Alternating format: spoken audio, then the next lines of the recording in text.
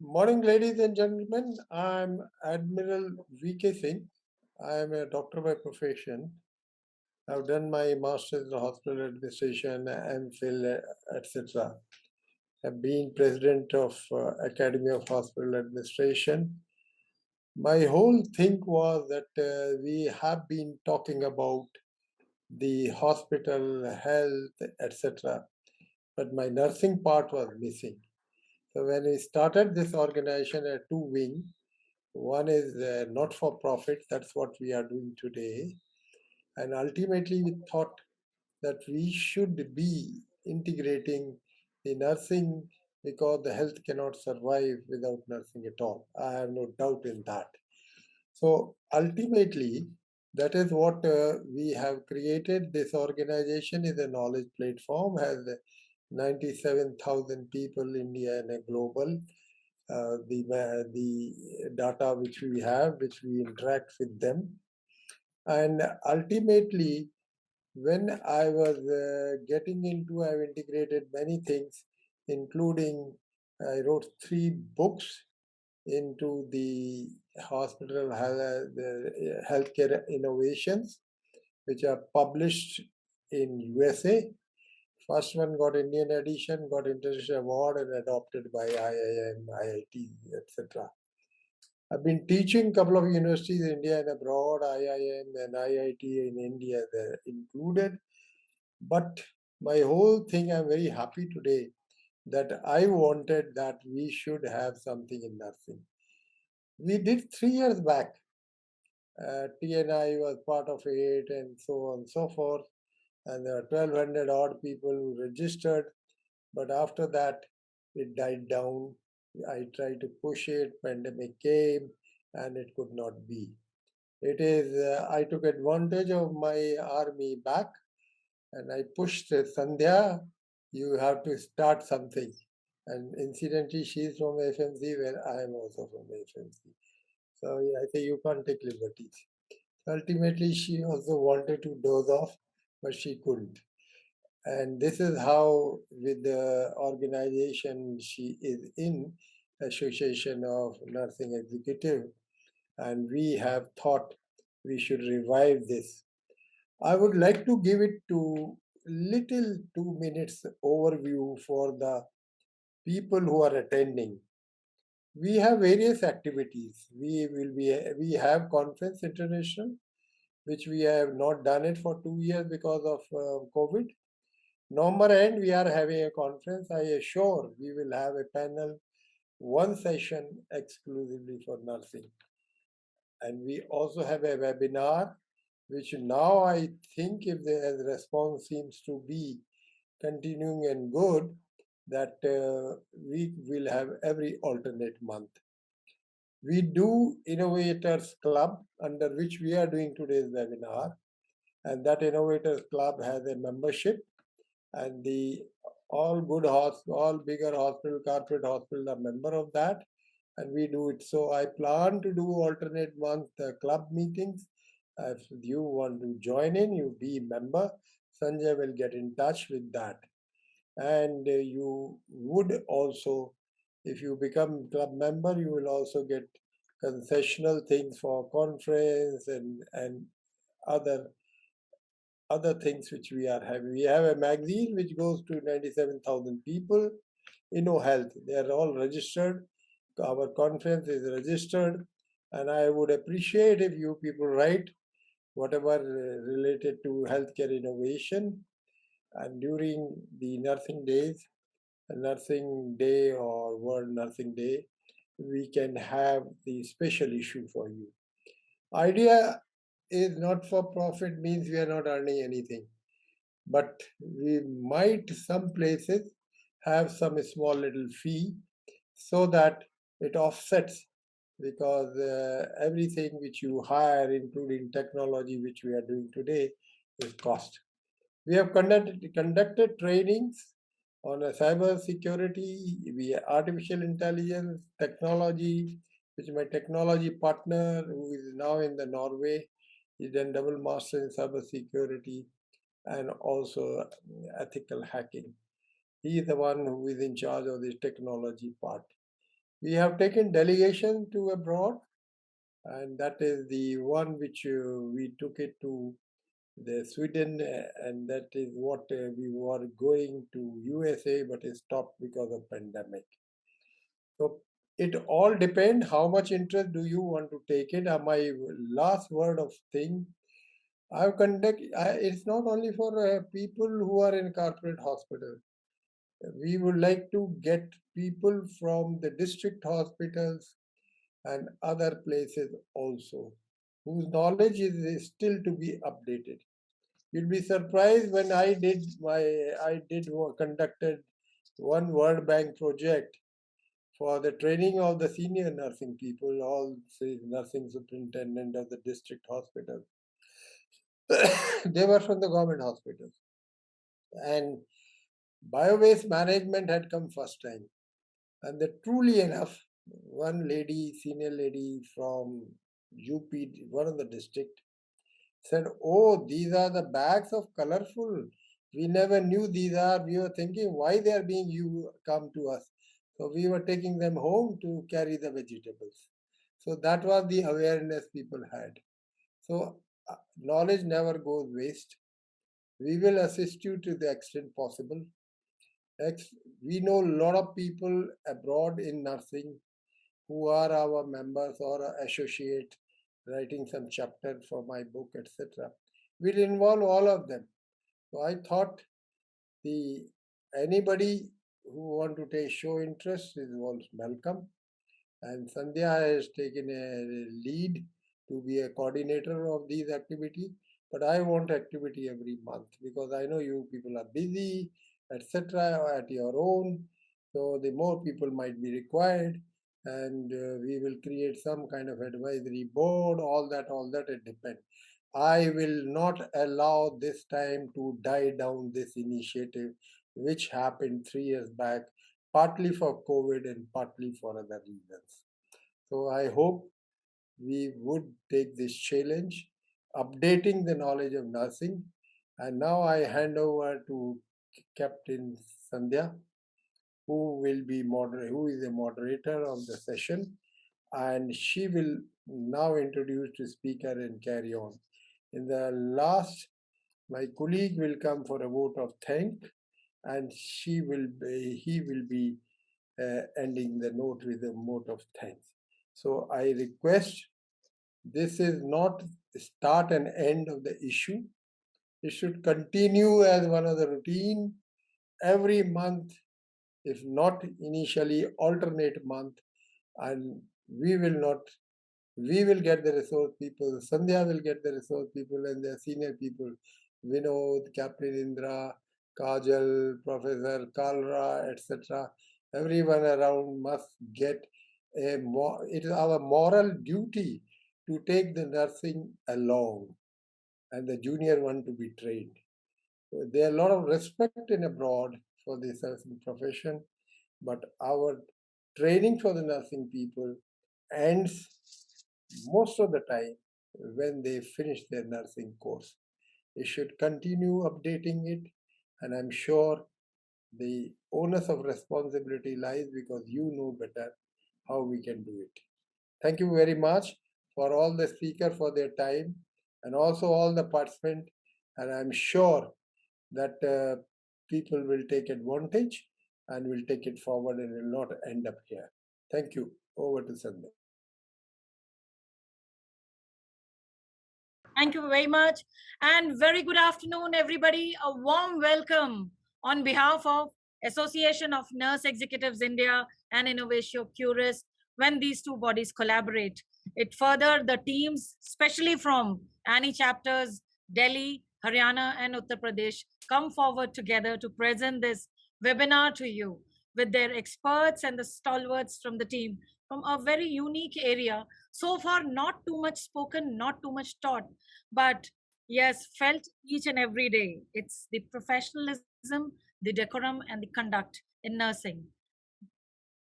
Although the pandemic is yet not yet called off, and nurses have emerged strong. There's been a lot of appreciation, lot of acknowledgement for the profession. I would say a lot of revived respect and identity, which came at the forefront to the profession. But what about the professionals and how do they feel?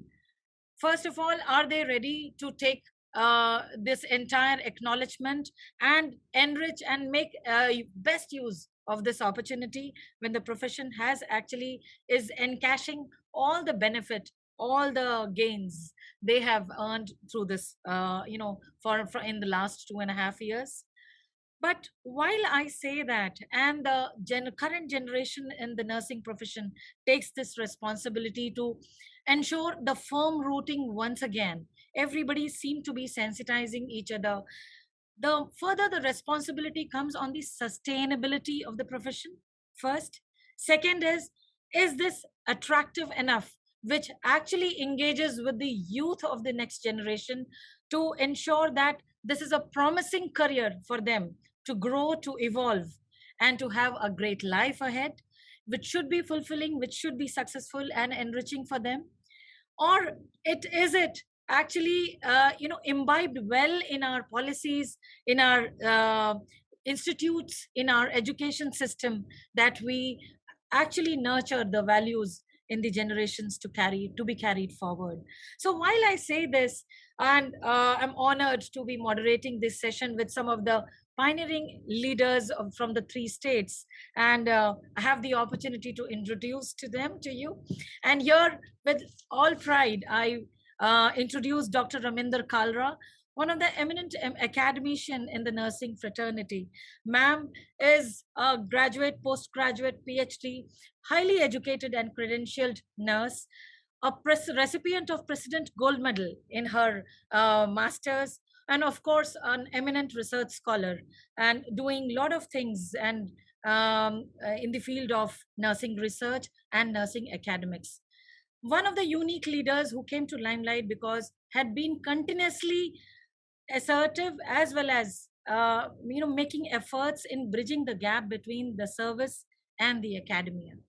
And here, another unique thing which actually caught our attention was going forward and having mentees for her students from the nurse leaders across the industry. And this actually came as one of the very, very different and probably one of its kind if I have come across in my 26 years serving the nursing sector. I have the honor to introduce Captain Indra Rani. And again, we share the same organization. We're from the same alma mater, what Dr. V.K. sir said, having a great association, but she is again another stalwart, the president's recipient of President's Gold Medal and the University Gold Medal during her undergrad and postgrad. Uh, Again, an MPhil, a highly credentialed, educated nurse who had chosen the path and the sector to serve the hospital and master the nursing operations. So, and evolving and fusing both academics and operations in the hospital, a unique combination. And we'll listen in the next minutes and the in this webinar on her thoughts and her revolutionary ideas. I'm equally glad and delighted to introduce my friend and my dear friend, Dr. Vinod K. And in his current role, heading the leadership position as Director Nursing for Medanta, the Medicity. And of course, to his credential and to his kitty, Vinod holds to be the first nurse of India to be actually achieving and being rewarded and undergoing the advanced management program from Indian School of Business. And apart from this, Vinod has been known and doing a lot of revolutionary initiatives in building the capability of the nurses.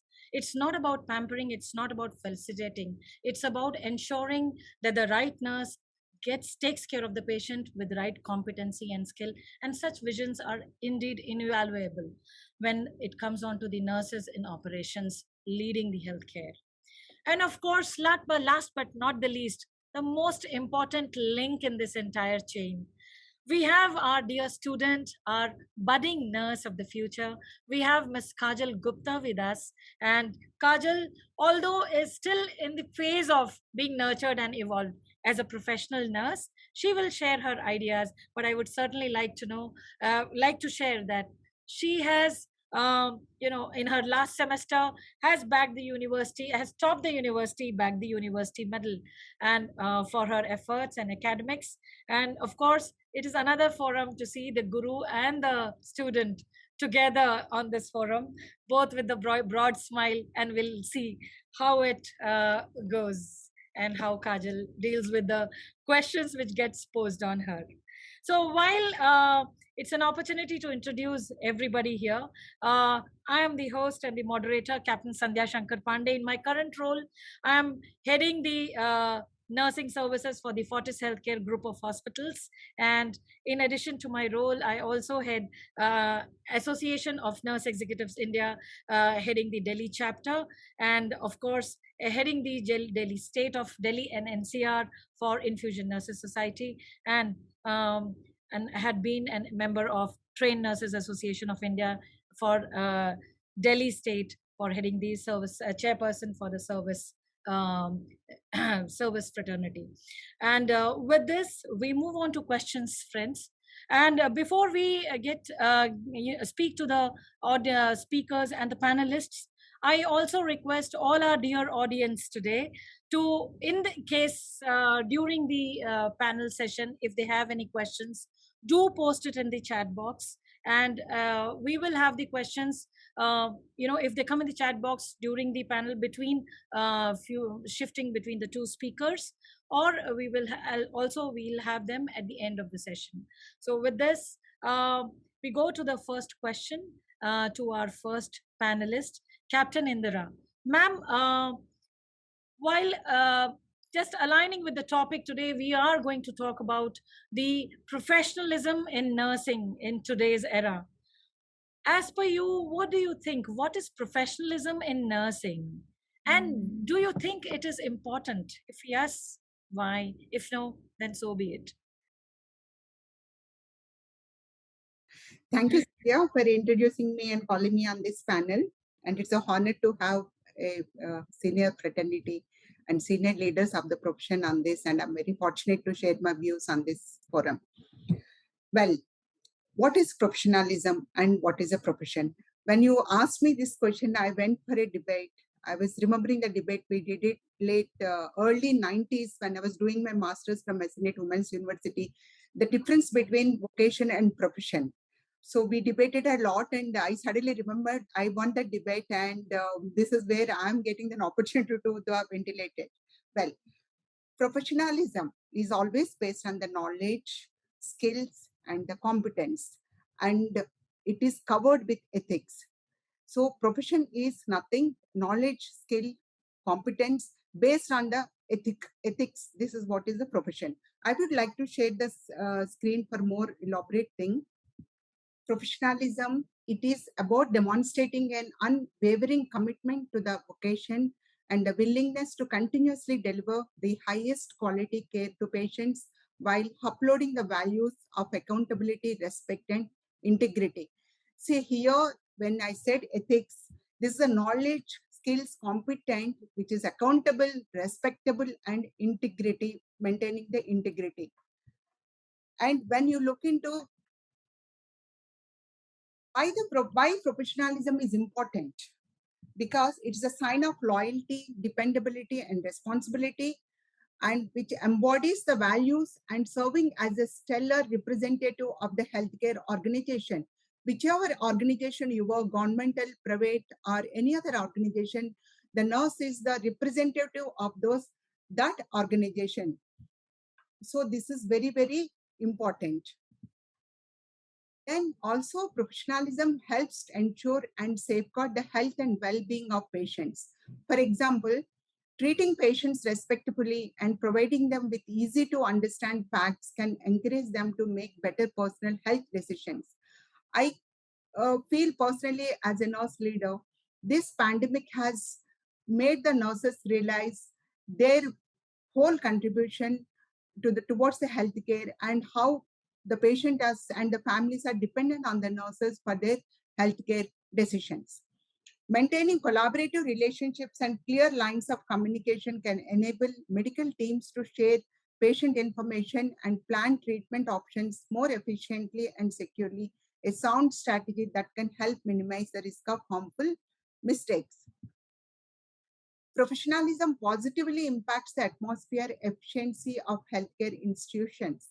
Encouraging and maintaining a culture of respect, cooperation, honesty, and integrity allows nurses to inspire closely team collaboration, unified by the common goal of providing the best possible care for patients.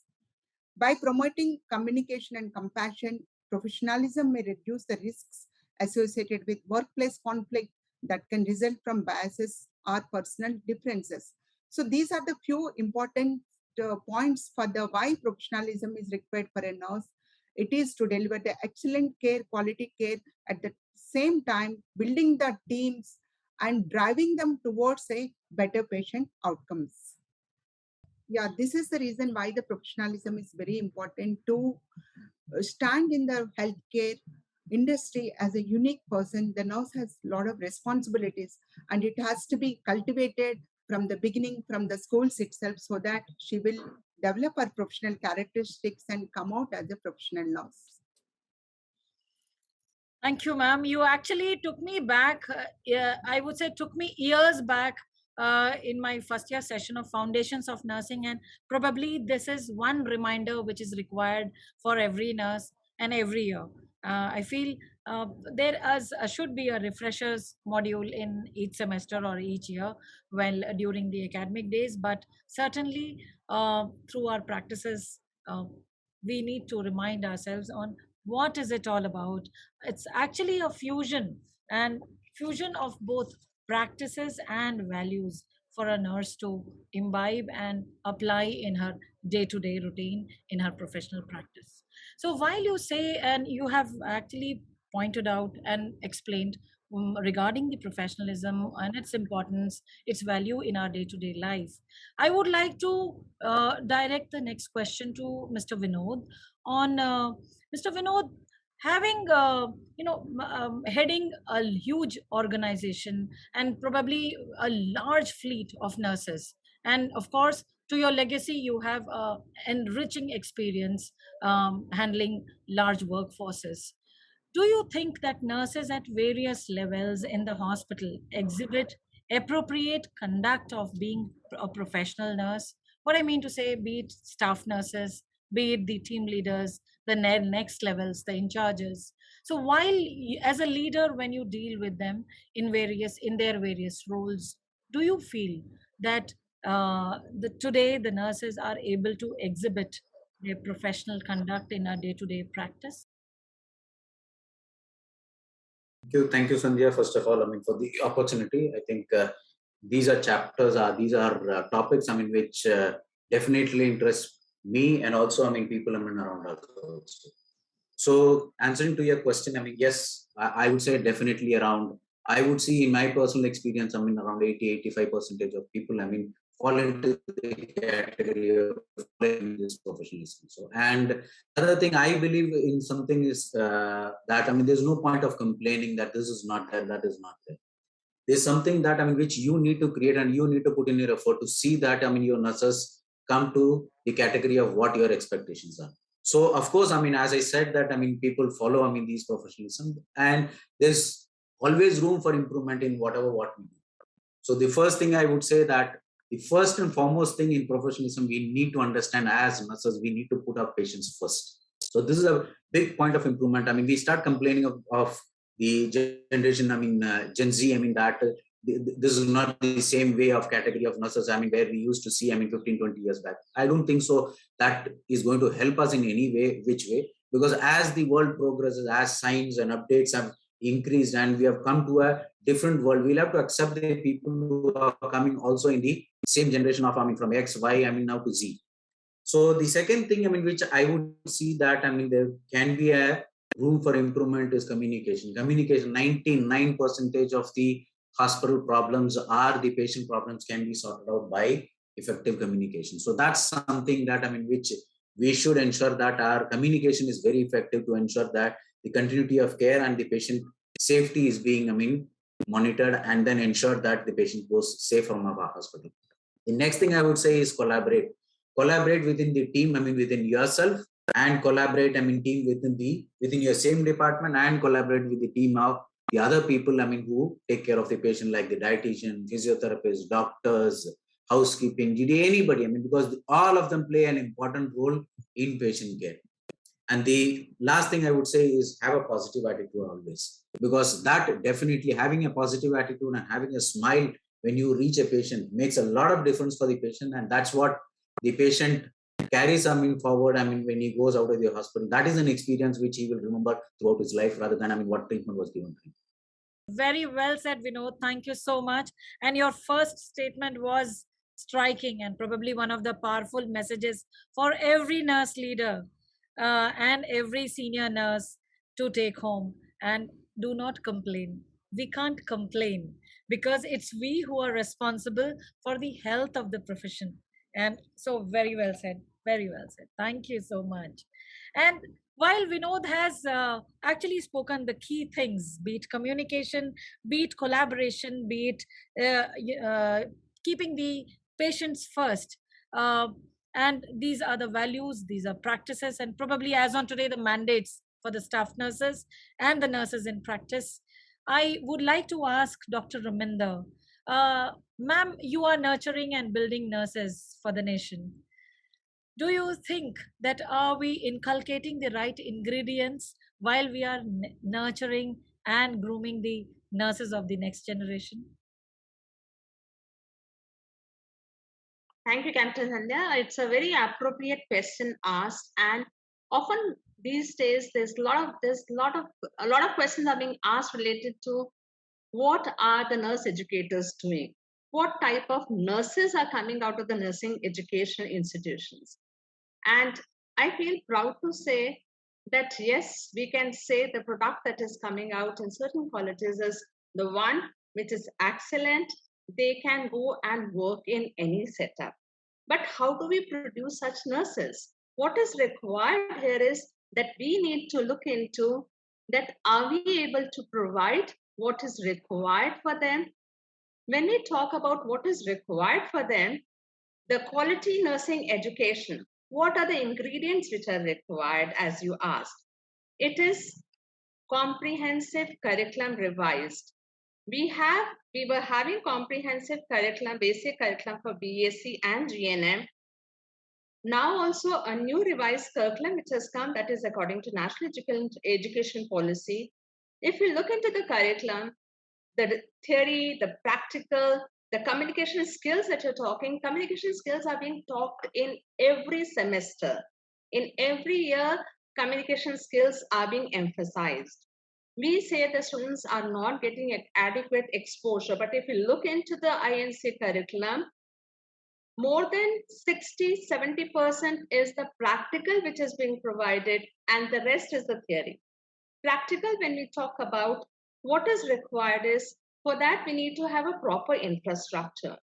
We need to have a strong theory base over which we build up the students to learn the procedures and the skill. After that, when we know that the student has developed the skill to work with the dummies, then we take the patient to the bedside. And very important is the rich clinical experience which is required. If we are able to provide rich clinical experience, it cannot compare with anything. When I talk about rich clinical experience, as per INC, whatever are the areas where the experience is required, we need to follow that and we need to provide. It is supervised experience which is required. We need to have faculty along with the students working with the patient, not the faculty who just visits and goes away. It is a collaborative effort of the nursing professionals in the clinical and the faculty who accompanies them to provide them with rich clinical experience. I can say that the nurses who have been prepared well in the clinical are the ones who are very confident nurses. During the time of COVID, we had the challenge.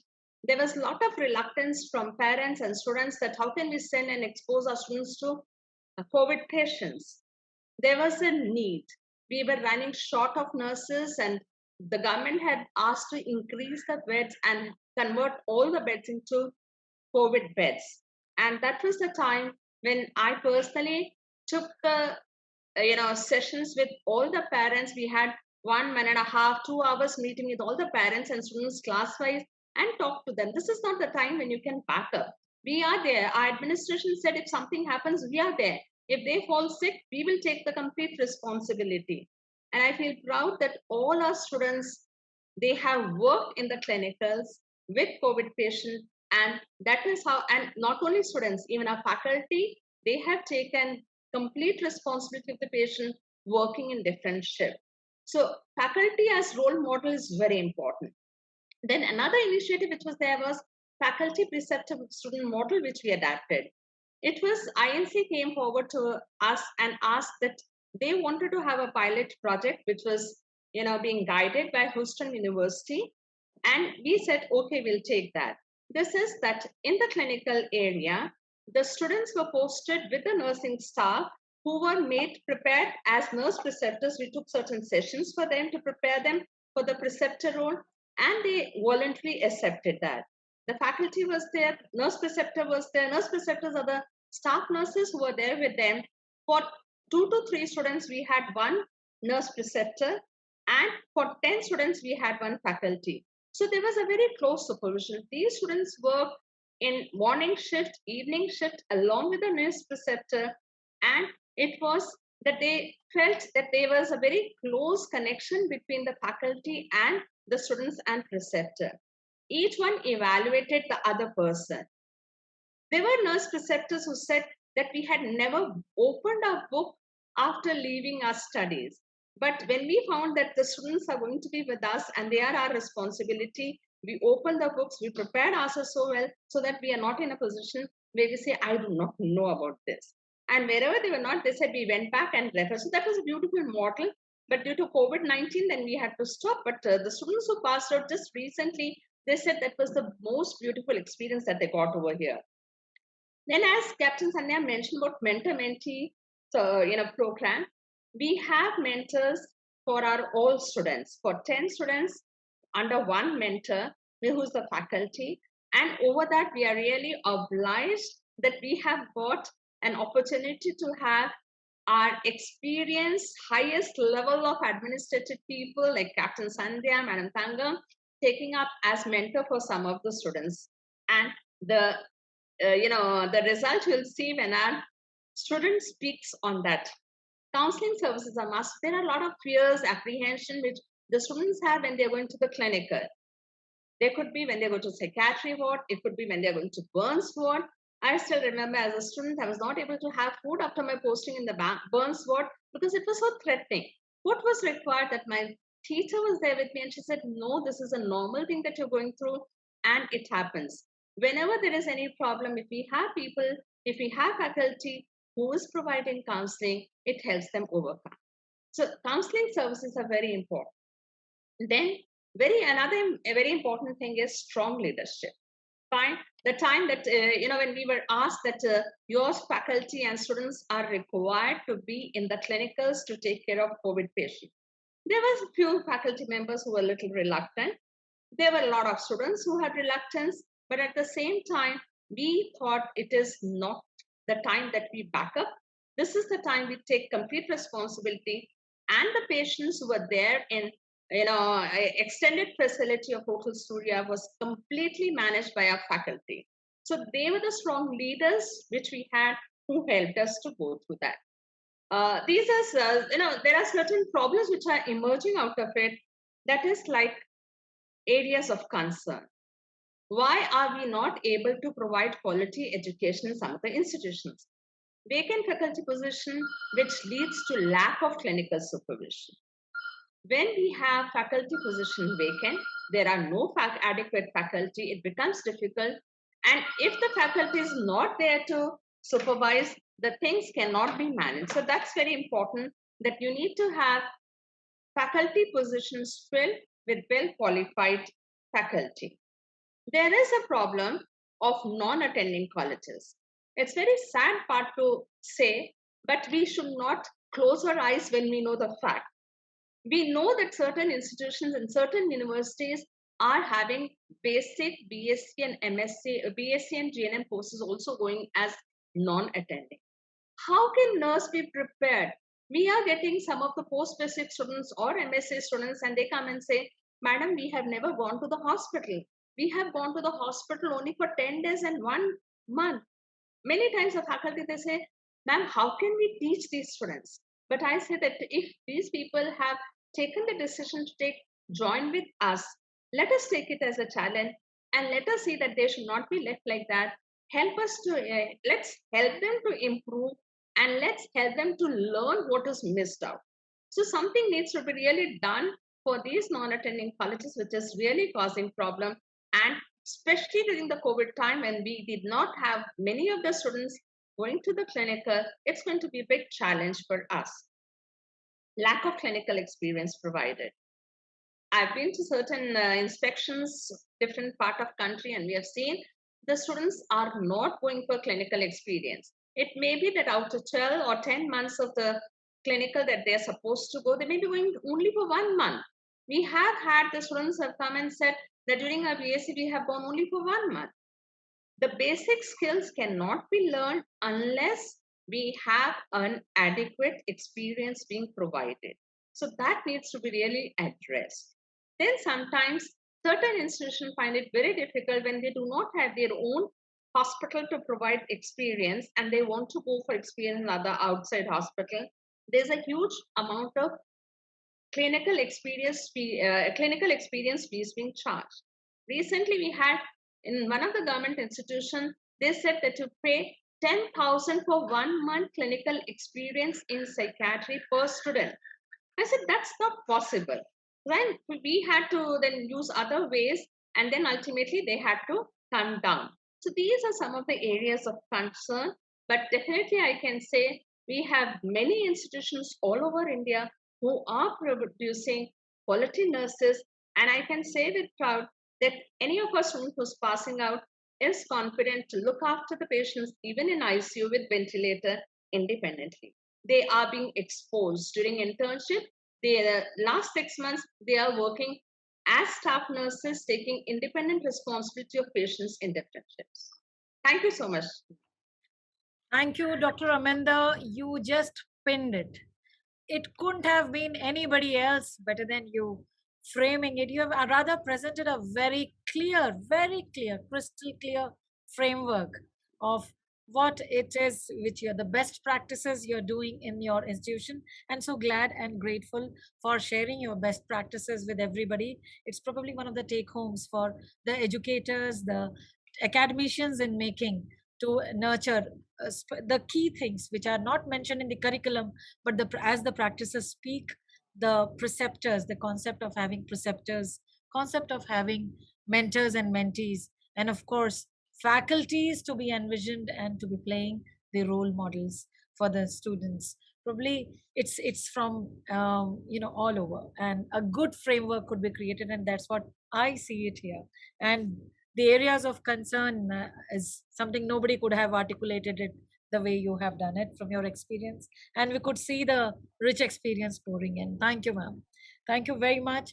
And going to Captain Indira, ma'am, you are the one who have actually transitioned from being an academician and then being a researcher, then being probably the key starter for the turnkey projects of setting up the academic institutions, and finally, serving the operations, the sick, the core area for which the nurses are being raised.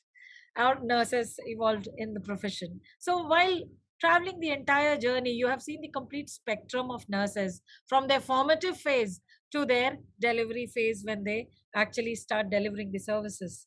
Ma'am, while you interview them and they reach out to you for a job, do you think you get the right type of nurses, or what challenges do you encounter when you are under the dilemma of offering them an employment? Very good question, Sandhya.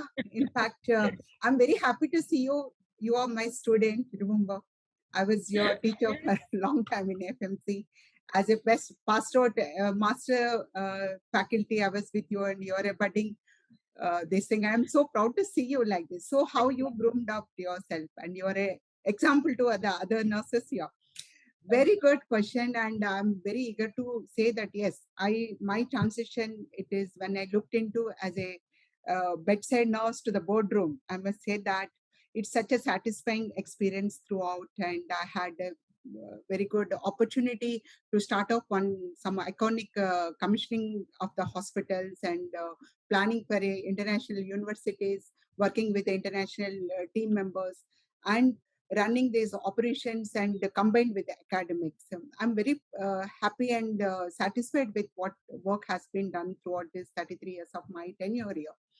So what makes it, how we have to be professionals, and at a senior level, what are the challenges we are facing with this new generation of nurses? So I would like to tell you this. I'm just sharing my screen to the viewers. Okay, before we go further, I would like to tell the 6 characteristics of present and next generation nurses. I will not say next generation. First, let us talk about the present generation of nurses and the boomers, which are going to come, the baby boomers, and how we as a waning nurses prepare. Now, the present and generation of nurses are the champions of consistency, more consistent and effective. They are very, very effective nurses in their decision making or in their skills gaining. Then they're proponents of value. They work on a value-based care models, because I have seen in my hospitals I served, and you give them a care model with the values-based and what are the patient outcomes, they do perform excellently. So they're proponents of value. And care equalizers, that is champions for social determinants of health, advocate for more patient data. Here, when we say the social determinants of health, looking, and again, I would like to take up this pandemic and various challenges in various roles and various specialties offered in nursing, and they have so many avenues, and they know where they can touch base their skill sets and go ahead. And these present generation of nurses also work on a more patient data. When I speak to my nurses, I tell this much percent of patients are satisfied with something, this much percentage of the errors. And thanks to NABH and other quality accreditation programs of the hospitals, and this generation of nurses are more tuned to patient data, outcomes, and deliverables.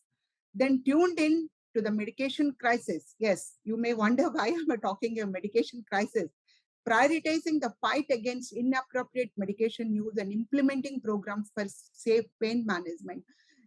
Here, I'm not telling the errors which are administrative errors or any medication errors. It is the medication crisis as a whole. That is a pain management, the role that nurses play, handling of the so many high-tech devices to do the pain management.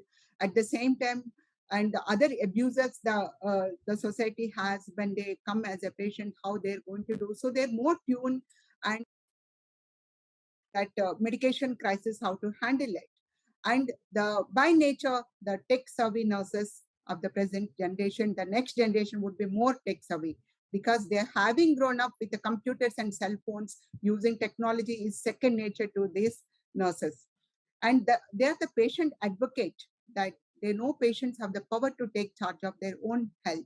Like in my previous starting of our webinar, I discussed that this pandemic again has helped the involvement of the nurses in taking the patient healthcare decisions. So now, to sum up, I would like to tell you this here. The next are the new generation nurses, are the empowered and engaged. You're one of the example for it. And Sandhya and other budding nurses, the nurse leaders, young leaders, they're very empowered and engaged. They're eager to do so much for the profession. This is one of the thing I must appreciate. And they explore the priorities and perspectives of those nurses practicing 10 years are right, all of you. The nurse with 10 years of experience, I feel a stagnation in either their academic credentials or getting more competencies or skills, and they're satisfied at the 10, 12 years of their practice or their experience. But the present nurses with the 2 years of thing, they either go for a MHA, MBA, or a specialty courses. So they know the priorities and perspectives. This is one of the best thing I have seen in this present generation nurses. And they're resilient, confident, and ready for change. Now, again, you see from where bedroom, bedside to bedroom, and hospital to again going to the home care, wherever, how goodly, how nicely the nurses are adapting to the changing healthcare scenarios. They look after the patient, ventilator patients at the home care. They perform a lot of roles. Then they want something different and challenging and climb the career ladder quickly. Look, here when I said career ladder quickly, doesn't mean that they want to reach a top positions or anything, but they know where, how they properly they have to step by step career ladder. And they always want a challenging situations and something different. As the panelist Dr. Vinod has said, that communication, these nurses nowadays are very, very good in their communications. I'm not talking about the language here, but the expressions and finding out something which is not a good outcome and raising the incidents um, uh, and neutralizing a conflict and balance in the healthcare environment. So they're very, very excellent, I must say that. Then what are the challenges I have here? We face, all of us, in fact, is difficulty in appealing to younger generations. For nurses who are interviewing the patients, interviewing the nurse leaders who are interviewing these present generation nurses, or the HR interviewing, there is a challenge we all face when we are interacting with the younger generation. And to meet the challenges, we need to really convince the nurses and take out what is their perspectives. And declining budgets in the nursing is another challenge, and raise of nurse specialties. Like why I said is that the nurse who comes from the college, immediately she want to work in a critical care unit or any other area, because she want to become a specialist nurse, which we lacked when we started our nursing. So this is a new trend now. Lack of communication between the recruiters. This is one of the things which I discussed already. The necessity of night shift leaders. You see, we say this concept of having night shift leaders is very, very important, and we have night supervisor, but we need to have in all the hospital a night shift leaders who can handhold and these young budding nurses. And difficulty in building relation. As I said, difficulty in building relationships. Yes, this is one of the right thing you heard, all the members here. Because of the generation gap, having the 3 generation nurses in the clinical field, why we talk about the nursing only, 3 generation doctors and the other health team members, very different generations are working here. So these present nurses have they have difficulty in building relationships because they don't have that much patience. They always want to be fast on their track, and they're tech savvy, and their mindsets are different, their thinking is different. So to match with the previous generation, I find it difficult to do that. So you get a lot of conflicts in this, and especially conflicts with the senior doctors or the senior other departmental heads. Now, recruitment and retention, I must say that when we interview a nurse, they always wanted a flexible schedule. They said, ma'am, we don't want a shift duty. I want to do shift duties. Then they always wanted to be appreciated. This is one of the things, and they want always engagement. So these are the few challenges I face in recruiting or retaining or in making a better patient outcomes when I deal with this generation nurses. But it is very challenging to me as a nurse leader. And, it was such this thing today happened. I was like 2, 3, 4 nurses today, professionalism webinar, and 2 hours I'm making 2 nurses to understand what is professionalism. At the end of the 60 minutes, I said, yes, ma'am. Professionalism, we are going to be like this. So I joined the meeting little late because of it. So these are the few challenges, and I feel this can be like alleviated by talking to the nurses, and not only the nurse leaders, nurse manager, recruiting the nurses, the HR, the recruiting agencies need to spend a good amount of time talking to the nurses and looking at their what is their challenges and explaining them. This is what is the bridge we need to. This is a huge gap I have seen. Also, I don't find the the other leaders in the hospital don't spend too much of time in interviewing the nurses. It is always on the nurse manager. Why not on a HR department to take their time and interview the nurses well and put them, because the career ladder we need to show and plan the other programs. So these are the few things I feel, these are the challenges. And the next generation, we will be having more and more challenges, and the present, the whole generation of nurses need to update themselves individually to meet up this generation nurses. Then only we can find the balance. Thank you, Sandhya. Thank you, ma'am. Thank you very much. And the awesome, comprehensive way you have touched upon every aspect. I'm reminded of Vinod's last sentence. The last point he left us with was to have a positive attitude. And I'm linking it because the way you started, you actually, listed the strengths of the newer, this generation, young nurses. And believe me, I really always, when I'm reminded my own times, I find them much better than us. And as far as empowerment, technology, zeal, energy, as well as decision making, critical thinking, fast learners, and so on and so forth. And you, yes, you did mention very clearly, very positively, the challenges. Probably they do have their own challenges.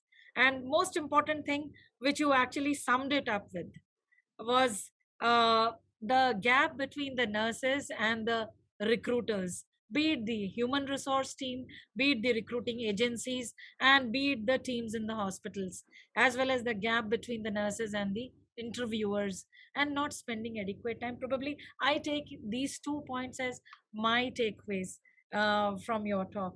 And thank you very much. Great. And while you have actually mentioned the challenges, and when you encounter and you come across them for an employment opportunities, I turn the table to Mr. Vinod, Dr. Vinod, once again, that can you quote some examples from your day-to-day experience when you have been worried of the missing links, because you come across a lot of incidents and events in such a busy and huge facility, and must be coming across with your own concerns on, is this the way patient is to be handled? So there is something missing in the continuity of care, the capability of the nurse, and the care which is delivered and translated into action. And also I would request from your experience, would you suggest something, some points to mitigate such things? Over to you, Dr. Vinod, we are listening. Thanks, Sandhya. I think there can be millions of examples on these things because this is what we go through, every day, day in and out. So maybe I would go through, with the traits of, professionalism, and then, going one by one and giving few examples of that. Maybe when the initial talk, I said that put the patient first. We always have a habit of, putting ourselves into our convenience, than putting patients into the first, scenario for finding a solution. Like, for example, I don't want to give a sponge bath, so let me take the patient to the washroom, and then patient has a bath, and then there's a patient fall, and then you find that everything goes haywire after that. So this is a prime example when you don't understand, when you don't put the patients as first priority than your priority. So this is the first example when you say patients first. The second thing is effective communication. When I said effective communication, I would quote example of the handover, because the most important communication in a hospital for a nurse on a patient care happens through the handover. Now, if you don't hand over properly, like for example, a patient has undergone a CT scan and you don't hand over properly to the next duty staff, the patient gets a double billing on that. And probably in smaller hospitals where there's no strong communication mechanism, from the department where the end user test is done, the patient goes into the second CT scan where there is a huge safety of getting again, radiated, for the patient. So where communication is something that which is most important thing, and this break in communication can even cost a life for a patient. The third thing I would say is collaboration and mentoring the others. We normally find that after 6, 7 months or 8 months or 1 year, the nurses become, senior within the private organization, because that's the anywhere to find, in the private organizations, anywhere between 1 to 2 years.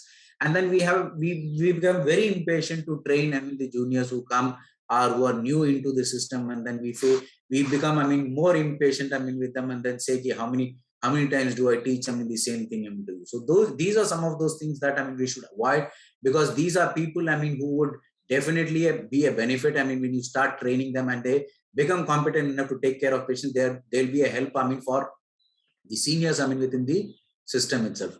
And then do not try and undermine any person, healthcare personnel in the hospital, whether it is a GDA or a housekeeper, because everybody has got a equal role to play. That's what this collaboration means. The next thing is maintain a positive attitude. I mean, at the start of the shift, if you start, I mean, your shift, I mean, with a negative attitude, I'm sure that, I mean, the entire day would go, not only for the patient, I mean, even for us, I mean, the negative thinking, and then this negative thinking would go roll onto our mind, and then there would be errors happening for a patient, which can cost a life and definitely cause problem, I mean, for the nurse too. So this is another, I mean, example which I would like to quote. I mean, when we say that maintain a positive attitude when you go for work. The next thing is uphold standards of work. I mean, as nurses, I mean, we always, I mean, find excuses not to read books, not to get into the updates. So this is something that, I mean, which has to be understood by any nurse who is in service, because you need to keep your standards and keep your knowledge up to date. And this can happen only, you can, I mean, you can get into a small, I mean, association, because there are a lot of, I mean, the social media is so active today that, I mean, you can get updated what is happening across the world, I mean, in a minute or so. So this is something that which is most important for a nurse, that you have to have your knowledge up to date to keep the standards upholding. The last one I would say is be accountable and honest to your work. I mean, the simplest thing you find, I mean, this is across, I mean, hospitals, you find that you don't monitor the vital signs, and you don't check the vital signs, I mean, where it can cost a safety aspect, and for a patient, I mean, you give a medication but don't monitor, don't document, or you don't give a medication but you document. All these things can definitely harm a patient's life, and definitely these are not, I mean, a professional standard of a nurse. So these are some of those things that we face day in and out, and these are things that, I mean, which does not require a big, I mean, training or big knowledge to improve ourselves. These are things that, I mean, which we, as I said, I mean, the positive attitude, and when we start putting our patients first, these are some of those things that which definitely would come into our ethics. And then ethical practice is the most important thing when you ensure that patient care has to be safe in a hospital. Fantastic. You again pinned it, I would say. Brilliant examples, Vinod. And yes, what you rightly said is not to undermine any team member in the caregiving fleet. And this is something very important where when we talk of collaboration, not to undermine anybody. Everybody has got their role to play, and everybody is in a capacity to fail one another or to make the other successful. So yes, and after all, the team works, and accountability and honesty is something, it's a long way to go, but yes, the strongest and the most powerful building blocks. And our little friend, now I'm just diverting the focus to our little friend who's been quiet and haven't got the opportunity, but yes, our dear Kajal, thank you for being here with us, taking out time. You so far you have listened to your leaders, your teacher, your principal, and all the seniors in the in the team. And as a panelist, I would like to ask you today that as a nurse of today and as a professional nurse of tomorrow, are you satisfied the way you are being groomed in your institute, the way you are being mentored? Are you mentored adequately? And what message would you like to give to your colleagues who are again aspiring to become successful nurses? So it's I would say for your comfort, I've asked you two questions. First one is, are you satisfied with the way you are being mentored, educated, and receiving your training in your nursing institution? And do you have any suggestions for your colleagues and for yourself when you look yourself down the years as practicing as a professional nurse? First of all, thank you so much, Sandhya ma'am, for providing me with this platform so that I can share my views with all. So, as you asked the question, The reason behind my satisfaction, there are mainly three reasons I am being satisfied. So the first is I am I feel very proud and privileged to be at the college that is premier college of the country, the Holy Family College of Nursing. I'm just bulleting the points. I will elaborate it later.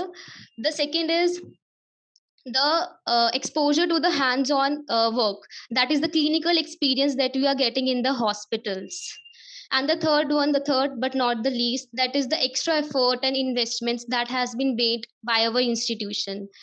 So I will quickly elaborate upon this. So as I firstly said, I am very much honored that I am a student who is pursuing nursing degree from a premier college, the Holy Family College of Nursing, and it itself gives me pride and confidence to me. The second, as I said, that clinical experience, I feel that clinical experience is very much needed in nursing colleges, so that the students can get adequate exposure to the clinicals, and it indeed give confidence to the students and cause the aware the students, nursing students. And the third, as I said, the investment, extra efforts the institution has done to bring up the nursing students and to make them confident. I would like to mention that there is a unique mentorship program that our institution has taken up to pick up the students, and certain mentors has been assigned to us, and I feel very much proud that I am a part of it. And the mentors are the one of the eminent leaders today in the today's nursing field. So I feel very much privileged to be a part of that institution. And as far as my institution is concerned, I feel very much satisfied, motivated towards this. And the next thing, second question, have you asked the message I would like to give to my colleagues is that first, the to build the physical health and stamina is very much important, because I think nursing is the field it needed it. So physical health and stamina is very much needed in order to boost or to maintain the sound health of an individual. So I am talking about the maintaining a healthy lifestyle, like not skipping the meals, drinking adequate amount of water, and doing certain sort of physical activity which is necessary, because I think the student life is full of burden of studies, duties, and we not get a lot of time. So by maintaining taking a time to do certain sort of physical activities will also help to maintain a good sort of health. The second I would like to tell is learning is very much important, because this is the period we learn. And I think learning should be throughout. We should not skip a day without learning whatever content have been taught to us in the school or in the colleges. We should revise it all the time when we get it. So thank you very much, ma'am. This is all I want to tell you. Thank you, Kajal. It's so good to listen to the young girls, young nurses, girls and boys both, I would say. But I really wonder.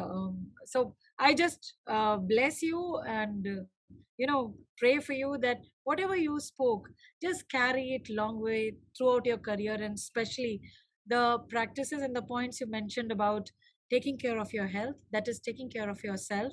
Because if the person is healthy, and especially this is one of the areas of concern, I always keep reminding the nurses about it, taking care of yourself. And a healthy body will certainly nurture a healthy mind, and that's the strength for them to keep them day on and on. And of course, I see one of the audience's friends have asked a question also on offloading the stress and combating it in their practice. We'll come on to it a little later. But yes, you rightly said, taking care of health and learning. This is the time, in their formative phase in their student life, to learn every bit of it. It's not an ordinary college. It is a professional degree. It's a professional college, an education where every day, every lesson, every hour of exposure either to academics or to clinicals matters. So with this, my blessings and prayers to you, Kajal, and I'm sure your teachers and your friends both are listening to you and feeling proud and great about it. But yes, from going, from the student again going back to Guru, Dr. Raminder, while Kajal has expressed, Indira ma'am, Vinod sir, everybody has expressed their thoughts. I would like to have, some bites from you as an academician, where you are seeing your students evolving into professional nurses, as being also a part of an highly busy hospital. You see these nurses from all over the country coming and practicing in that large facility, but and also realizing the gaps everywhere in the system, both ways, be it the practice or be it the academics. What would your 10 cents would be to the policymakers in the country? Maybe I would like to certainly hear you through this platform somewhere. Maybe the bell rings, but we would like to listen from you. If it were you who had to make a suggestion to the policymakers of the country. Thank you so much, Captain Sandhya. And definitely, we have a lot of things being done. And I would like to share here that yesterday only there was a meeting called by our Ministry of Health and Family Welfare, and they were the ones who were talking about, they were talking about with the northern region, they had called up the nursing leaders from both from hospital side, education side, the nursing council side, and they also talked about what needs to be done to improve nursing profession. And out of that, plus what I feel is, and which was expressed yesterday also, Directorate of Nursing is essential for each state. We had been talking about it, for a very long time, but we have not succeeded in many states. Fine. Yes, few states have Directorate of Nursing. We need to have autonomy of our profession, and for that, Directorate of Nursing is something which is very essential. Then very important is ensure adequate infrastructure facilities, including faculty and clinical experience. We have seen that if we do not have proper infrastructure, you cannot have properly trained nurses. You need to have adequate faculty. Very sorry to say, but many of the government institutions in Delhi, under central government, under Delhi government, both have not been able to fill their faculty positions, and they are running with acute shortage of faculty members. And it is not just for a period of 2-3 years. Some of the pioneer institute not having the principal and vice principal for the past 16-17 years. That makes us feel very sad. Why is it there? And yesterday also I had raised these points even in the ministry level. Then we talked about, yes, there are non-attending colleges. There are people who are not sending for the clinical, conduct surprise inspections. Our councils, they should go in for surprise inspection and look into what is going on. That will give clear picture, and that will also make sure not that people are hiring the faculty at the time when it is an informed inspection.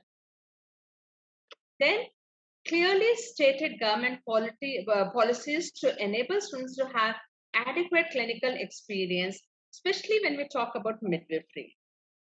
As nurses, we are in India getting registered nurse and registered midwife certification. We are registered nurses and registered midwives. When we have learned, we have conducted a lot of deliveries independently, and till date, if somebody asks if I have to go in emergency, I feel confident I can conduct a delivery.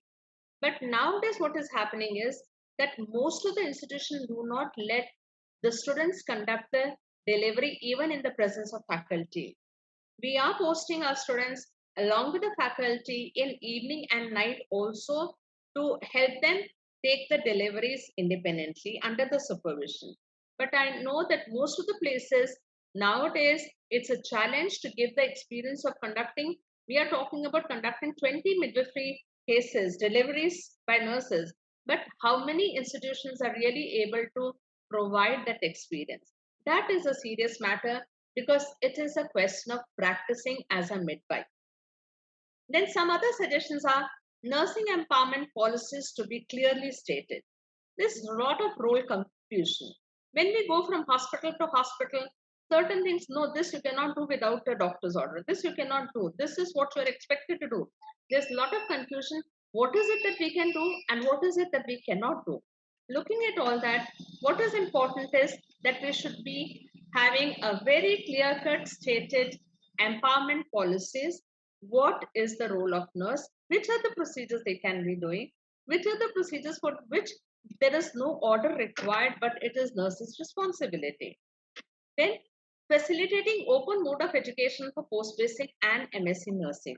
In today's date, if I say, we know that most of the students are going for, even if they have gone for regular GNM and BSc, they find it very difficult to go for again a regular post-basic and MSc nursing, and they go for easy method of going for non-attending post-basic and MSc. These people have basic education. If they're employed and working as staff nurses in different institutions, can we look into that some of the clinical requirements, some of the experience can be collaborated with their clinical experience, and then at least have them an open mode of education and conduct their examinations so that the non-attending business can be taken care of. Then lateral entry of A&M and GDS to nursing to be withheld. Fine. We cannot have the ANMs or the GDS entering and taking up the role of nurses. It has to be very clearly specified. If any person, there was a time, long time back, when certain GDS were being asked that can they be made as nurses because they've got a lot of experience, but we had to strongly put our foot down that no, it cannot be. If they have to have nursing, they have to go through a regular curriculum, and then only they can be the nursing personnel. Then another important point which needs to be taken care of, pay structure in private setup to be regularized. Many times we have come across certain people. Just some time back, in one of the institution, I went for the interview and I found one of the MSc person pleading for the job. He said, I'm getting only 11,000 as a faculty after doing MSc nursing, which was really shocking and eye-opener for us. Fine. What is the value of education? Fine. We have minimum wages being specified by the government, and even the daily wager is going to earn around 15,000 in a month. Where are we going? Fine. After doing this course, grants for nursing, research in nursing. There are grants available, but at the same time, if we have separate allocation of the grants for research and nursing, that will help us definitely to develop more of professionalism, to develop more of independent knowledge, and our nurses in clinical, in colleges, both the areas can conduct a lot of research projects. This is what I would like to suggest to the policymakers. Thank you. Thank you, ma'am. As I always said, I just listen in awe. And you have actually been out, you have carved everything, everybody's points, probably Dr. Vinod's, Captain Indira's, mine, Kajal's, everybody's points. But you actually read between the lines and what the findings here. So thank you so much. And probably, hopefully, not ending at this webinar through Annie while we embark on,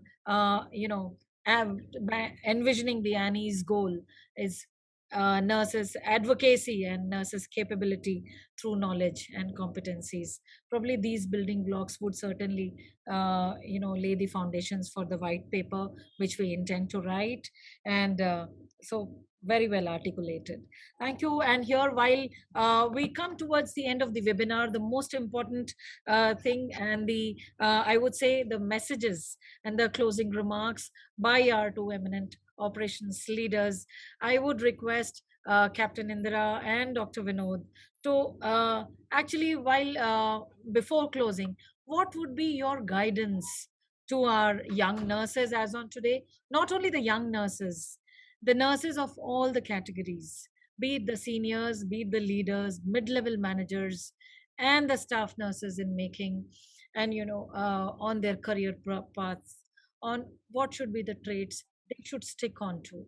What are the strengths which we should encash, we already have in hand, and what are the traits we actually pursue, and what are the gaps we feel to ensure that yes, the profession stands proud and we always get what we are due for. So over to who would like to go first. Okay, Indra ma'am, over to you. Thank you, Sandhya. Actually, I'm waiting to answer for it. And I could hear Dr. Ramendra Kalara's guide, the snippets of the policy makers meeting. I was just wondering, Sandhya, if these points, what Madam has listed, had been discussed in the meeting, if it comes out with the nursing directorate, and what she said rightly is the nursing empowerment decision, patient care decision making from the policy makers, and started with the nurse practitioner courses and give license for us to practice like doctors, the healthcare scenario in India will entirely change. I'm just waiting to see that. And I'm sure that time you will call for another panel and you will be again a moderator to tell thank you for all these things. I'm waiting for it. Well, going to the closing, what should do, what are our advice with the, how do we go about it? I would like to just show one slide here. It's visible. So I can sum up, I'm very fond of Virginia Henderson. She's one of the theorists and eminent nurse. See, nursing need theory. I've taken small points from the nursing need theory. Going forward, how do we go about with the professionalism? And it is not the somebody has to come and make you as a professional nurse. It's the individual's responsibility to go ahead and develop and shape herself as a professional nurse and just go ahead, spearhead. So the first point here is from the Henderson's nursing need theory, team of teams, quality and safety. Your nurse and doctor no more a main agents, specific figures in the hospital industry. There are team of teams, quality and safety. Nurse has to be one of the epitome of those teams of team to go ahead with the professional behaviors. And strategic leadership, that is relationship based culture. This is for the all hospital leaders to develop a strategic leadership which is based on a relationship culture, so that you maintain a conflict free relations and a smooth relationships across the hospital, so that the patient outcomes would be taken in a positive way. Patient outcomes can be measured. Then engagement, professional practice and development. There is the nursing education is not restricted to the academic institution. There should be journal article presentation, case presentations, case studies, nursing care plan discussions, hand-holding, preceptorship. These all are the engagement of the nursing team along with the other teams in the hospital industry. Then professional governance, that is what which Annie is doing it. I'm very proud to be Annie member here. The professional governance in the form of researchers, evidence-based practices and innovation. And the research, no need for someone to come. It's a nurse who takes the patient data, analyze it and comes out with a solution and improve her care. So these are the few points. So what I would like to sum up is practice competence and excellence and go spearhead in nursing profession. There is no such profession than nursing profession, and where she is needed everywhere in the healthcare scenario. In a complete lifespan of the patient, nurse is a very vital and element. So I would like to tell that competence and excellence and the knowledge base based on the ethics, the budding nurses and the new generation nurses need to spearhead, and we as leaders need to set up a strategic leadership positions for these nurses to be occupied and draw the organizational structure in that way and allocate the budget so that nurses can practice safely. Thank you, Sandhya. Thank you, ma'am. And Vinod, may we have your bits as well? Maybe Sandhya, I would break this into two parts: what a nurse should be doing and what a nurse leader should be doing, to ensure that this is being maintained. Maybe as a nurse, this thing, yes, the nurse has to develop, the leadership skills within her. It does not mean that, you need to be a 10-year-old experienced, nurse or a 5-year-old to have a leadership skill. Leadership skill is that you need to understand that you need to take a lead, in the patient care and ensure that your patients are safe. So for that, you need to understand that what should be done, I mean, at the right point of time in the right scenario. The second thing along with the leadership is something that, I mean, where the critical thinking is something that which has to be improved, I mean, for a nurse. You should know if a patient is going into a bradycardia, what should be done, rather than going and running and calling for a doctor. You should know what should be done immediately to ensure the patient is safe. The third thing is adaptability. I mean, this is something that you need to take care of yourself, I mean, if you want to take care of your patients. Because in many of the hospitals, you see that the nurse's duty starts at 6 or 7 o'clock in the morning. You don't have your breakfast. You start coming, I mean, and then start taking care of patients, and then you're not healthy. You're not happy and you're not healthy. And if you are not healthy and happy, how are you going to make the patients healthy and happy? So that's not something that, I mean, which would work, I mean, for any nurse. So she or he needs to take care of himself and be happy if you want to take care of patients. This is on the aspect of, I mean, the nurses side.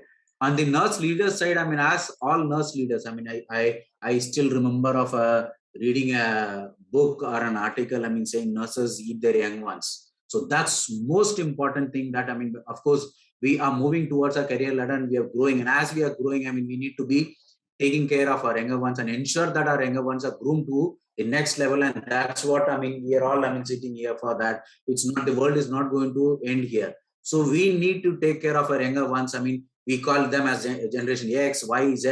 I mean, all those things. I mean, but we are not so patient to take care of themselves, and we are not so patient to listen to their problems. And this is something that most important as nurse leaders. We need to ensure that our nurses on ground work comfortably. And that is what is something that, I mean, we're all here for, and where we should be taking our nurses to the next level. And that is what is going to help our society and healthcare, I mean, system if we need to sustain in our business.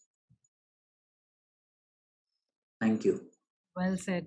Thank you. Thank you. Thank you, Vinod. Thank you very much. And that was probably one of the, I would say, powered sum up and for the entire conversation, this series of questions and amazing responses. And friends, let's not end here. First and foremost, the takeaways, probably I'm sure everybody must have either taken their mental notes or the notes in their registers. But there are a lot of takeaways. But at the end, I would say it is the nurse who has to decide how she chooses to work, how she chooses to perform her habits in her day-to-day practice, what career path and what practices she opts for to deliver while she touches her patients, how she conducts and handles herself when she presents herself to the entire world as a nurse. So probably from there, the bits, the wisdom and the pride of, and of course the confidence comes in, and the pride of the profession comes in.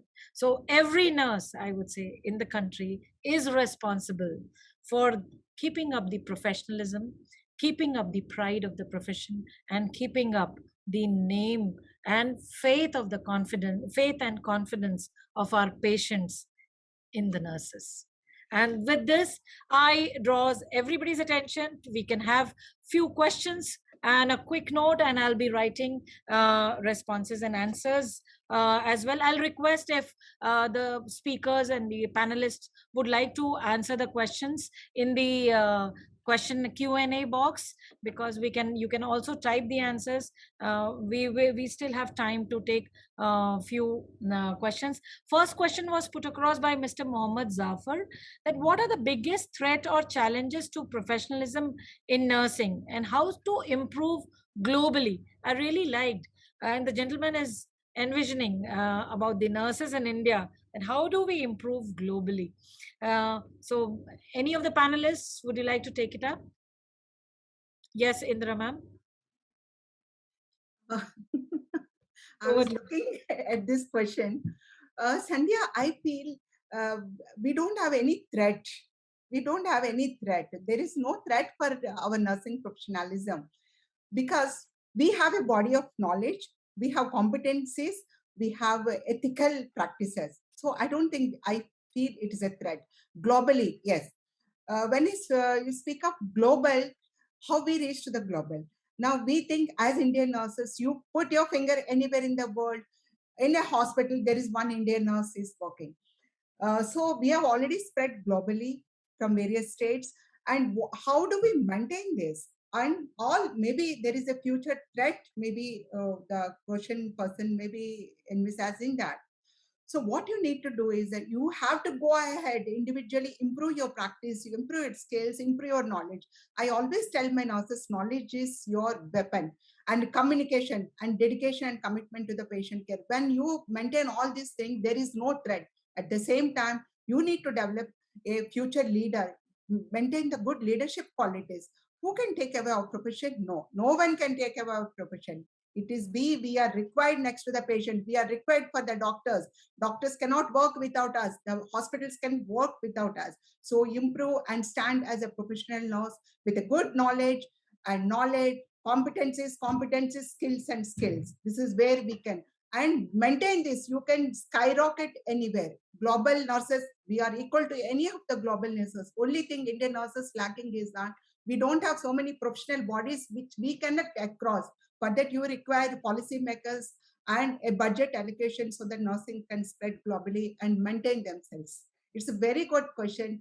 And I'm sure the budding nurses, the new generation and the baby boomers will take this message, and they are the ones to take this torch ahead. All right. I hope I answered this. Maybe yes, others also. Very much. And I hope Mr. Zafar also is satisfied with your response. So do I. I am certainly. And next is regarding the faculties. Raminda ma'am, would you like to answer this by Miss Usha? Although we know there are shortage of faculties in almost all the nursing institutions, but still the new nursing institutions are being opened. Why so? That's a very relevant question. It is shortage of nursing people who are recruited, not of people who are eligible for that post, who have adequate experience and adequate qualification. It's just that they are not being recruited. We have lots and lots of manpower. With us also, we have faculty who after 10 years also they leave just because they are not getting, they get some government post and they go and join as staff nurses, because there's a huge difference in the salary structure. So there are adequate faculty available, but the faculty positions have to be filled. You advertise today and you'll find that you get, for one post of principal, you may get 500 applications. For one post of faculty position, you may get 10,000 applications. So there's no shortage of faculty. You're so right. Thank you, ma'am. Thank you very much. And Vinod, probably the next questions will interest you. And I'm just combining two because probably they would have the same scope of answer. So one is Miss Gauri and Miss Thangam. And so Ms. Gauri asks, today's nurses are knowledgeable and competent, but when implementation comes, it's a big challenge. Can you suggest to strengthen implementation part first? And second is, as Ma'am Thangam has asked, that she always worried when nurses absconded from job and become absent without information. So another professional aspect. So coming on to implementing what we have learned, and of course, displaying professionalism that by absconding from duties, and I would say a seasoned operational leader would certainly be the right person to answer this. So, so both the questions, there are responsibilities both from a nursing side and there are responsibilities both from the other side, from a nurse leader side.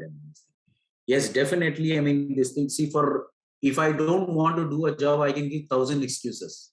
To do a job, I have only one thing, which is the will. So I don't think that anything in this world stops, anybody from implementing anything or getting the work done.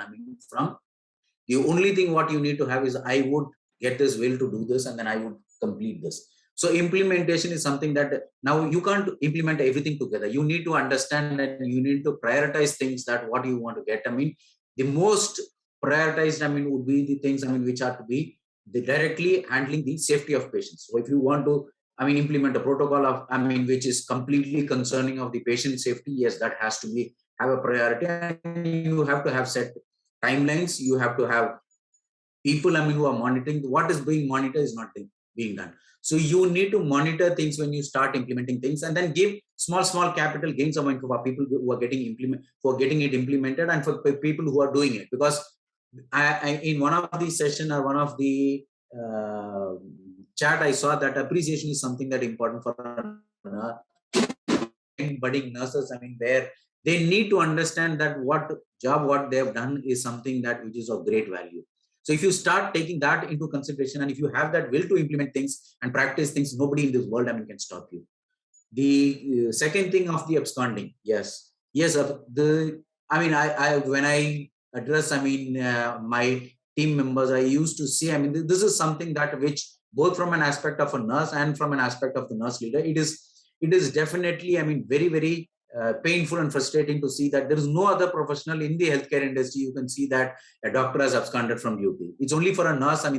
This is basically bringing down the image of a nurse. This is something that, yes, you should have the guts to talk to your seniors or juniors or your supervisors or your nursing head, nursing director, or to the CEO also. If you're not feeling comfortable, but do not do something which is wrong that you run away from the problems. This is not going to, this running is not going to stop in your life. Today you have run from a hospital. Tomorrow you would go run from a different hospital. This is not going to end. You should have the guts to face the world. You should have the guts to face your seniors. You should have the guts to face your patients. There's nobody who's going to stop you, from telling what is right for you, unless, it is not something which is illogical. So please have that guts, discuss, and then even if you want to part ways, with the organization where you're working, do it in a very respectful way. There's nothing which is going to stop you from doing that. Thank you, Vinod. Probably you just touched the right thing. It is, as I said, while closing the series of questions, it's the nurse who has to choose. And of course, the leaders who have to create the environment. But whatever may happen, let's have the courage to put across our points and exit in a dignified way. Running away is probably not visible in any of the other domains, be it the pharmacists, be it the dietitians, physiotherapists, doctors, and other licensed professionals who work along with us in the hospitals. So why it's only nurses? We need to choose our behaviors and we need to conduct ourselves. Very well said. Thank you, Vinod. Thank you very much. And probably my apologies. We will, there is questions are still pooling in, but I would take the last question here. Rest, I'll request the panelists, if you could answer the questions of Ms. Doley and Ms. Biji by typing the answers for them. Simple ones, and you know the answer. But I would like to respond to Ms. Prerna's question. Is it's high time we need to fix the nurse patient ratio in the wards, ICUs, and there should be fixed hours of duties. So dear friend Prerna, the hours of duties are fixed by in the in Indian Nursing Council Act. First and second is the labor law. These are the two regulatory bodies which under which the hospitals function, where the human resource or the nurses fleet. So are the nurses. First. Second, important thing when you talk about the nurse patient ratio, we do have nurse patient ratios proposed by, or not proposed, but finalized and implemented by the SIU, Staff Inspection Unit, and very well in place in our public sector hospital, which is actually the baseline or the building block. And the SIU norms are the ones which are the building blocks for fixing the, for designing the nurse patient ratios. And beyond this, the hospitals have gone ahead having the acuity based and competency based, acuity based nurse patient ratios designed, as well as the deployments as per the nurse's competency. So there are much more advanced systems which have been evolving beyond the SIU norms, but the solutions are available as on today when we got on to. We can talk more about it off the line. And here we close our session and this series of webinars. I thanks the panelists here, and I hand over Mr. Sachin to please deliver the vote of thanks. Over to you, Sachin. Thank you, Captain Sandhya. It's a great opportunity for me to join this panel here and to deliver the vote of thanks. I would like to start by saying that nursing profession is a strong pillar of healthcare delivery, and I personally experienced with me and my family members that every time we visit the hospital, of course nobody wants to visit the hospital, but it's the human aspect, that the nursing community is a strong custodian of, and it more or less determines the emotional experience of healthcare delivery. And although we have seem to be have overcome the pandemic now, while the virus is still lurking around, I also like to make a huge salute to the nursing community for their services and the sacrifices that the healthcare workforce has made. I think many of us have survived it, and I'm sorry for those who have had suffered the losses. But I think a huge role played by all of you. So thanks for all the great work. Now, I would also like to take an opportunity to make few requests to the community, especially to the association represented here with Captain Sandhya and others. I'm just returning from the National Healthcare Conference of Germany, and I saw an award being given to a startup which was designing a mobile application that streamlines the patient-nurse communication. So remember, in the hospital bed, the patient rings the bell, the nurse comes, and then the patient tells the nurse what do they need.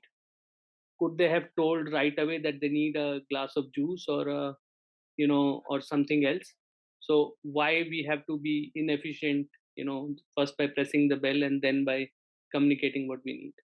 So sometimes, these kind of small innovations that we see uh, are maybe coming from people who are observing how healthcare is being delivered, or sometimes maybe it is smart people within the nursing community who are articulate about their own needs. We have seen this world over. For example, in Uppsala, how year round they gather requirements of the healthcare professionals and they turn them into digital health innovations. So for example, could we build an innovation panel in the association, and which can gather such requirements and gaps from the nursing profession and convert them into possible solutions. So that way you can attract a lot of innovators. As InnovatioCuris, we have done a lot of hackathons during the pandemic, and I can admit that we didn't get many requirements from the nursing fraternity. So maybe they were busy doing the hard work, but maybe somebody needs to come for them, bring together requirements from them. So while people in Germany can do it, I'm sure we can also do it in India and make nursing profession much more efficient and technology led. The second thing I would like to say is that we survived this pandemic, but are we ready for the next pandemic? Let's say the pandemic X. So we see with climate change now, the heat wave that we are suffering in India, for example. So healthcare is changing from a lifestyle focused healthcare also at times to event centric, where we were not really prepared for the pandemic last time. It was very much a reaction based approach. So could you also offer crash courses, for handling the next pandemic, right? So one of the panelists talked about counseling the parents, for example. So as if, we were all struggling in the last pandemic.